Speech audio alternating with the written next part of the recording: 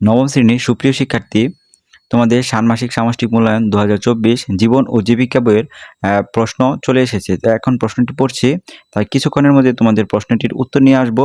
তাই আমার চ্যানেলটি সাবস্ক্রাইব করে সাথে থেকো। প্রশ্নটি পড়ছি, তোমাদের একটি কাজ এসেছে। কাজটি কি? উদ্ভাবনীমূলক ব্যবসায়িক বিনিয়োগ পরিকল্পনা প্রণয়ন। তো কাজটি কিভাবে করতে হবে তা নিয়ে আলোচনা করছি। চলো। চতুর্থ শিল্প বিপ্লবের এই যুগে আমাদের জীবনযাত্রার প্রতিদিনই যুক্ত হচ্ছে নতুন নতুন প্রযুক্তি, যা দ্রুত বদলে দিচ্ছে আমাদের চাহিদার ধরন। ভবিষ্যতে সম্ভাব্য প্রযুক্তি ব্যবহারের প্রভাব পড়তে শুরু করেছে সকল কর্মকাণ্ড ও বাজারে। ফলে টিকে থাকার প্রয়োজনে জরুরি হয়ে পড়েছে সৃজনশীল ও উদ্ভাবনীমূলক ব্যবসায়িক ভাবনা। এই প্রেক্ষাপট বিবেচনায় রেখে নিজ পরিবারের জন্য একটি উদ্ভাবনীমূলক ব্যবসায়িক বিনিয়োগের ক্ষেত্র বেছে নাও। এরপর উক্ত ব্যবসায়িক বিনিয়োগের জন্য ধাপ গ3 নিয়ে দলে আলোচনা করে নিজ নিজ পাতায় প্রয়োজনীয় নোট রাখো। এর ভিডিওতে এবার এককভাবে নিজ পরিবারের জন্য একটি উদ্ভাবনীমূলক ব্যবসায়িক পরিকল্পনা তৈরি করো। তবে উক্ত ব্যবসায়িক বিনিয়োগ পরিকল্পনায় নতুন প্রযুক্তিগত সুবিধার সমন্বয় ও ব্যবহার যেন থাকে তা নিশ্চিত করতে হবে। উদ্ভাবনীমূলক ব্যবসায়িক বিনিয়োগ পরিকল্পনা তৈরি করার জন্য নিচের ধাপগুলো অনুসরণ করো। প্রথম অংশ, পরিবারের জন্য ব্যবসা নির্বাচন। ধাপ ক, পারিবারিক আর্থিক পরিস্থিতি বিশ্লেষণ। প্রথমে পারিবারিক আয়ের সর্বোত্তম ব্যবহার বিবেচনা করে একটি পারিবারিক বাজেট তৈরি করতে হবে। এরপর পরিবারের আর্থিক অপচয় রোধে কী কী পদক্ষেপ গ্রহণ করা যেতে পারে তা উল্লেখ করতে হবে।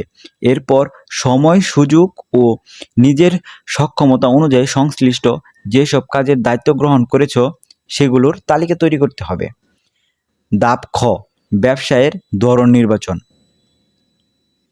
প্রথম ধাপের পারিবারিক আর্থিক পরিস্থিতি বিবেচনায় নিয়ে পরিবারের জন্য উদ্ভাবনীমূলক একটি ব্যবসার নির্বাচন করতে হবে। সেটির মেয়াদ কেমন হবে, স্বল্প, মধ্য নাকি দীর্ঘমেয়াদী তা উল্লেখ করতে হবে। এই ব্যবসাটি কেন বেছে নেওয়া হলো তার যৌক্তিকতা, অর্থাৎ পরিবারের চাহিদা ও সুযোগ আছে কিনা, আয়বারের সাথে সঙ্গতিপূর্ণ কিন্তু সম্ভাব্য ঝুঁকি মোকাবেলা করা যাবে কিনা ইত্যাদি উল্লেখ করতে হবে। তো বন্ধুরা, ধাপ গ, ব্যবসায়ের প্রত্যাশা এবং প্রভাব নিরূপণ। ব্যবসাটি থেকে তুমি কি প্রত্যাশা করো তা উল্লেখ করতে হবে। এই ব্যবসায়ের কাজে নতুন কি প্রযুক্তি ব্যবহার করা যেতে পারে এবং তার প্রভাব কি হতে পারে তা বর্ণনা করতে হবে। এই ব্যবসাটি টেকসই এবং উদ্ভাবনীমূলক কিনা, যদি তাই হয় তাহলে কেন টেকসই এবং উদ্ভাবনীমূলক মনে করো সপক্ষে যুক্তি দেখাতে হবে। প্রাকৃতিক ও সামাজিক পরিবেশগত পরিবর্তন এই ব্যবসার প্রভাব কেমন হতে পারে তা বর্ণনা করতে হবে। গ, ব্যবসাটির জন্য আর্থিক বিশ্লেষণ। সম্ভাব্য ব্যবসার জন্য মূলধন কত লাগবে, কিভাবে উক্ত মূলধন সংগ্রহ করা সম্ভব তা উল্লেখ করতে হবে। ব্যবসায়ের সম্ভাব্য আয়, ব্যয় ও মুনাফা নির্ধারণ করতে হবে। ধাপ গ, বিপণন আইডিয়া ও গ্রাহক সেবা।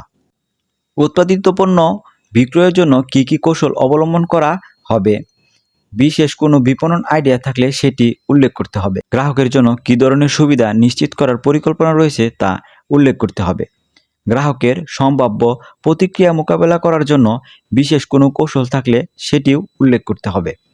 গ্রাহক সেবার সাথে জড়িত নতুন কোনো প্রযুক্তির সহায়তা নেওয়া সম্ভব কিনা, সেই ক্ষেত্রে কী ধরনের সুবিধা এবং কিভাবে তা নেওয়া যেতে পারে তা বর্ণনা করতে হবে।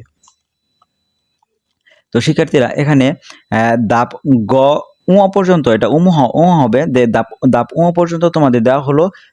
কিছুক্ষণের মধ্যে আমরা এর উত্তর নিয়ে আসবো। তোমরা আমাদের সাথেই থেকো। আসসালামু আলাইকুম।